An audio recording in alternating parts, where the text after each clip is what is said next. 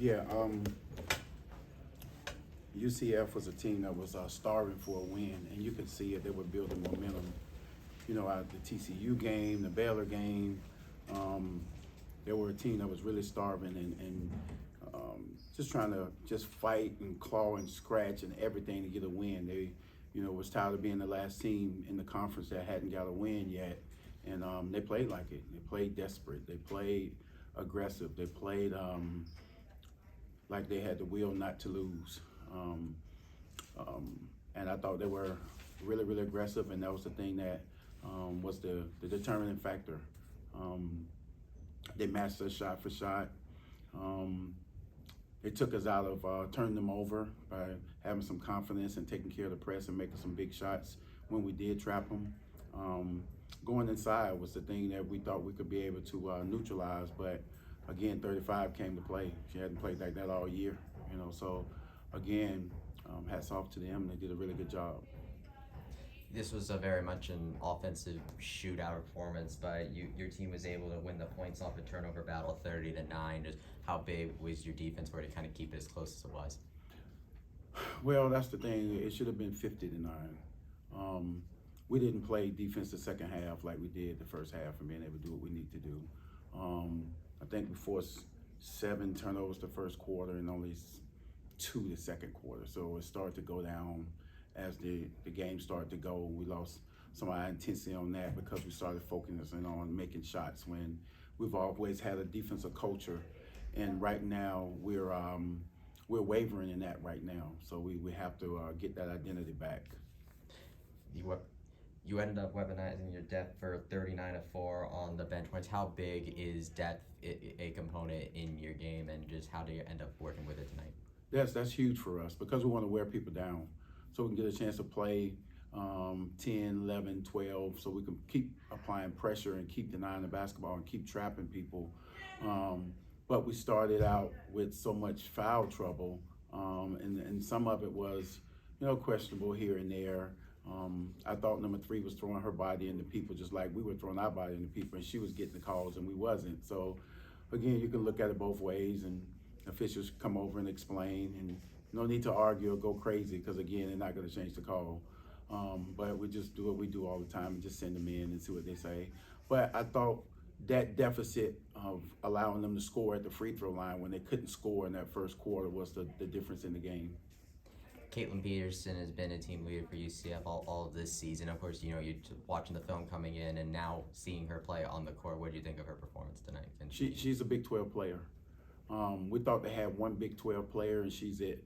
It was the reason in TCU games she had over 20, in Baylor she had over 30, and she's the one that consistently that can be able to go and get a shot for herself. She's a 3 level scorer. She can shoot the 3s. Not many pull-ups, but she can. But she want to get to the rim, and then she make her free throws when she get to the line. So, it's just a deadly combination. But her will to win, to say I'm gonna put the team on my back, is the thing that separates her from a lot of people. You mentioned Kyle to go to number 35 there. I mentioned that big game that ended today. What ended up kind of either surprising you with her, or what did she end up doing that really helped UCF there? First is just her aggressiveness on getting position. She ducked us in really hard in the lane and being able to just open her body up to say, give me the basketball. And then she finished. She hadn't finished like that all year unless we just missed something on film. But I know she could, make some baskets, but she just finished every time. It didn't matter if we had 2 on her. We put another 6'3", 6'4" on her. She just got the ball over them because, again, like I said, they were starving for a win. You can tell. They wasn't just hungry, and were starving for it, and they played like that. 65 free throw shots between both of you today. Just what are your thoughts for both your teams on the free throw line? Yeah, I think they had about 35 for 40 though. So again, the heavy side went to their end. Again, that's the other thing too, because again, and I don't want to get into all the officiating, but again, there's always a discrepancy, and that's hard to swallow sometimes, because again, you feel like that the game is not being taken care of, being played on the floor between the kids. The UCF's losing streak comes to an end today, but yours, this is 4. What do you think it's going to take for your team to put an end to their own losing streak? yeah, we just have to put this one behind us and get back to work. Noah built the ark, and on top of that, doubters and everybody came by and said, "What are you doing? Why are you doing that?" and all this kind of stuff. But again, you stay the course. You stay the course. You got to deal with the mud when you want the rain as well, and the sunshine. You want the sunshine, you got to deal with the mud, you got to deal with the snow and everything else to be able to get those great days. And so, the thing about us, we're a resilient group. So again, we can go and lose these 4 and then come back and win 4. That's the thing about our group, and really proud of them today for fighting all the way to the end. But again, we just didn't have some shots go down and have some people foul out that we didn't expect and things like that. But we'll be a resilient group always, and we'll come back and fight and see what happens. What was your message to the team going into that overtime period there? I let them talk to themselves. I think they needed to hear from each other, and we allowed them to be able to do that, and we as coaches had a chance to listen to that. Because I think as coaches, sometimes you can always want to deliver a message, but again, I thought they were really hurt by this one, and they wanted to be able to express themselves and have some ownership and have some accountability, and so we allowed them to be able to do that. This is your first season in Big 12, just like with UCF, but you picked up a couple of conference wins coming into tonight. So coming through with this conference season so far, what would you say is the biggest key to success in Big 12 women's basketball?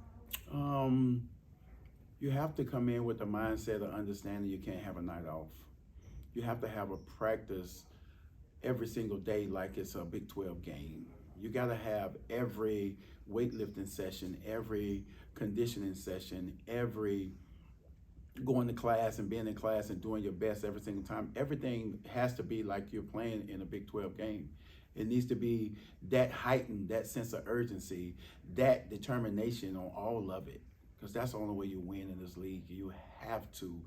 If you take a break in class, you're going to take a break on the court. You take a break and sprint down the floor, just like we did sometimes they did. Again, you're going to have breakdowns.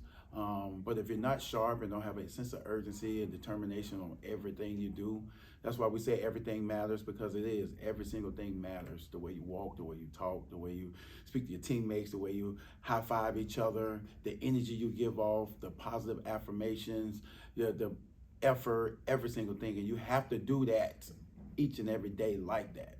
And you just can't come in and think one day you got UCF who hadn't won a game and think you're going to have practices that's not NCAA level or Big 12 level and think you're going to win a game. It's not going to happen. Awesome. Well, best luck, Coach. Thank you. Thank you.